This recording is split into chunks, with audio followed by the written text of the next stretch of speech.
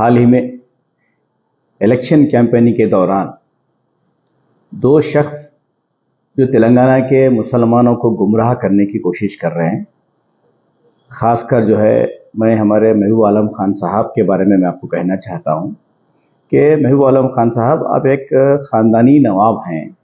जब आप अपने आप को ख़ानदानी नवाब कहते हैं तो आपकी लैंग्वेज भी नवाबी ख़ानदान जैसी होना चाहिए। एक हिंदुस्तान के सीनियर चीफ मिनिस्टर, एक सीनियर कायद को पकड़ के आप उनकी लैंग्वेज में झूठा बोलना और कुछ बोलना, ये आपके लिए शोभा नहीं देता। क्योंकि आप अगर किसी पे उंगली उठा रहे हैं तो 3 उंगली आपके तरफ बता रहे हैं। सब में पहले देख लीजिए, उन्होंने कहा कि सीएम साहब ने झूठ कहा। सीएम साहब कभी भी झूठ नहीं बोलते हैं। देखिए, इलेक्शन में अगर कुछ वादे करते हैं, उसमें से मैक्सिमम जो काम होते हैं, अगर एक आध काम अगर नहीं हुआ तो उसके कुछ वजूहात होते हैं। जैसा वो बार बार ये कह रहे हैं कि 12% रिजर्वेशन के बारे में 12% रिजर्वेशन के बारे में चीफ मिनिस्टर जनाब केसीआर साहब का दिल साफ रख के, नीयत साफ रख के वो असेंबली में और काउंसिल में बिल पास करके सेंट्रल गवर्नमेंट को भेज दिया गया। हुकूमत बीजेपी की रहने की वजह से रिजर्वेशन का बिल पास नहीं हो रहा है, क्योंकि हमको बीसी कोटा बढ़ाने के बाद रिजर्वेशन को अमल करने के लिए केसीआर साहब का ये मंसूबा बना था। हुकूमत बीजेपी की अगर नहीं होती, अगर केसीआर साहब की हम ख्याल हुकूमत होती, अगर केसीआर साहब की मदद से अगर सेंट्रल गवर्नमेंट में हुकूमत अगर बनती तो केसीआर साहब बराबर रिजर्वेशन को देते हैं। केसीआर साहब आज भी उस बात पे कायम हैं। तो मैं महबूब आलम खान साहब से मैं ये पूछना चाहता हूं कि आप किस बुनियाद पे कांग्रेस का सपोर्ट कर रहे हैं, उसका एक जवाब दीजिए आप। ठीक है, आप केसीआर साहब को 12% के बारे में बोल रहे हैं और कॉलेजेस बंद हो गए बोल रहे हैं। तो एक तो 12% के बारे में आपको मैं रिजर्वेशन के बारे में क्लियर कर दिया। दूसरा, कॉलेजेस के बारे में जो आप बोल रहे हैं, वाईएस राजशेखर रेड्डी की हुकूमत में फीस रिएम्बर्समेंट का जो स्कैम हुआ था, बहुत से इंजीनियरिंग कॉलेजेस जिनके पास स्ट्रक्चर नहीं है, जिनके पास फैकल्टीज नहीं है, बहुत से लोगों के पास 50 तुलबा अगर है तो उनको 200-300 नाम लिख के फीस रिएम्बर्समेंट लेके स्कैम कर रहे थे। केसीआर साहब एजुकेशन के मामले में बहुत ही स्टैंडर्ड मेंटेन करना, तालीमी मैदान में किसी के साथ कॉम्प्रोमाइज नहीं हुए केसीआर साहब।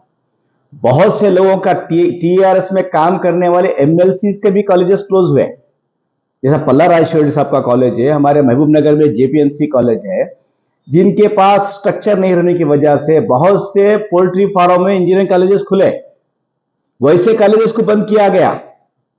उसके अलावा मैं आपसे पूछना चाहता हूं कि आप बार बार बोल रहे हैं कि आप ऐसे कांग्रेस को सपोर्ट कर रहे हैं जिसका निशान हाथ है, वो खूनी हाथ है। पूरे हिंदुस्तान में फसादात करने वाला कांग्रेस का हाथ। आप ऐसे हाथ को खूनी हाथ को आप सपोर्ट करने के लिए तेलंगाना के मुसलमानों को गुमराह कर रहे हैं, ये आपको शोभा नहीं देता है। मैं पूछना चाहता हूं आपसे कि आप जब कांग्रेस के दौर में टेररिस्ट एक्ट के तहत कई मुसलमानों को जेलों में भर दिया गया, आप जब कहां थे? कई मुसलमानों को फसादत में खत्म कर दिया गया, जब कहां थे आप? कांग्रेस के दौर में कई चीजों को मुसलमानों को तालीमी इदारे नहीं खोले गए, कई स्कीमत नहीं लाए गए, जब आप आवाज क्यों नहीं करें? आज आप कांग्रेस का साथ दे रहे हैं, उसकी वजह क्या है? आप अगर कांग्रेस का साथ दे रहे हैं तो आपका जाती इख्तियार है, हम उसमें नहीं बोलेंगे, लेकिन आप तेलंगाना के मुसलमानों को जो गुमराह कर रहे हैं वो आपको शोभा नहीं देता है। मैं पूछना चाहता हूं, ये 10 साल में आप बोल रहे हैं कि मुसलमानों के लिए केसीआर साहब कुछ नहीं किए। आप समय पहले नोट कीजिए, मेरे सवाल का जवाब आप दीजिए। आप बड़े हैं, हम आपकी इज्जत करते हैं। हम आज भी कि केसीआर साहब हमको पार्टी में ये सिखाए हैं कि किसी बड़ों के साथ बदतमीजी नहीं करना, लेकिन अखलाकी दायरे में हम आपको जवाब दे रहे हैं।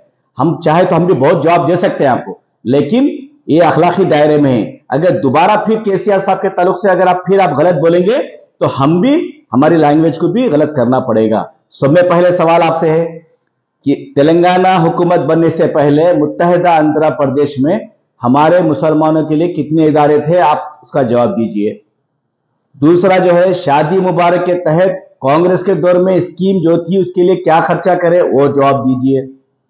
बैरूनी मुमालिक में जाके जो तुलबा हमारे पढ़ रहे हैं उसके लिए कांग्रेस के दौर में क्या अखराजात हुए, कितने लोगों को भेजे, वो उसका जवाब दीजिए। और मक्का मस्जिद ब्लास्ट में कितने मुसलमानों को अंदर डाला गया था, कितने मुसलमानों को जेल भर दिए थे, क्या वो सही सच है या नहीं है? इसका जवाब दीजिए। केसीआर साहब हुकूमत बनने के बाद सबने पहले मुसलमानों के घरों में तालीम होना बोल के टेम्बरी जैसे इदारे 204 स्कूल्स खोले। क्या इसको आप मानते हैं या नहीं मानते हैं? दूसरी बात, शादी मुबारक के तहत 2,75,000 गरीब लड़कियों की शादी हुकूमत तेलंगाना केसीआर साहब के हुकूमत में हुई। क्या इसको आप मानते हैं या नहीं मानते हैं? तीसरी बात, सीएम ओवरसीज स्कॉलरशिप जो 3,280 तुलबा America, London, France, Germany, Australia में जाके पढ़ रहे हैं, उसको आप मानते हैं या नहीं मानते हैं? इतने सारे काम जब कांग्रेस ने नहीं किए, केसीआर साहब करे हैं, तो आप केसीआर साहब जो काम करे हैं वो बोलिए, जो नहीं करे हैं वो बोल रहे हैं। आप जो दो चीजें आप बोल रहे हैं उसको आप जो हाईलाइट करके मुसलमानों को गुमराह कर रहे हैं वो गलत है। तो इस चीजों को आप मानते हैं या नहीं मानते हैं?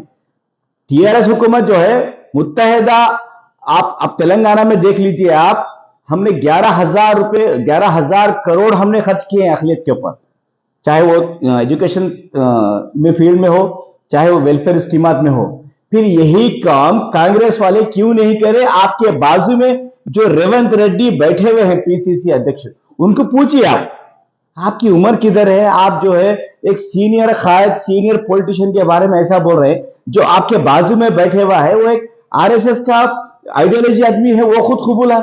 आप उनको भी आरएसएस के आदमी को बाजू बिठा लेके आप तेलंगाना के मुसलमानों के मुस्तकबिल के बारे में बात कर रहे हैं। बड़ी हंसी आ रही है आपके ऊपर, कि लोग हंस रहे हैं आपके ऊपर। ये उम्र में जो है खान साहब ऐसा क्यों बात कर रहे हैं बोल के लोग हंस रहे हैं आपके ऊपर।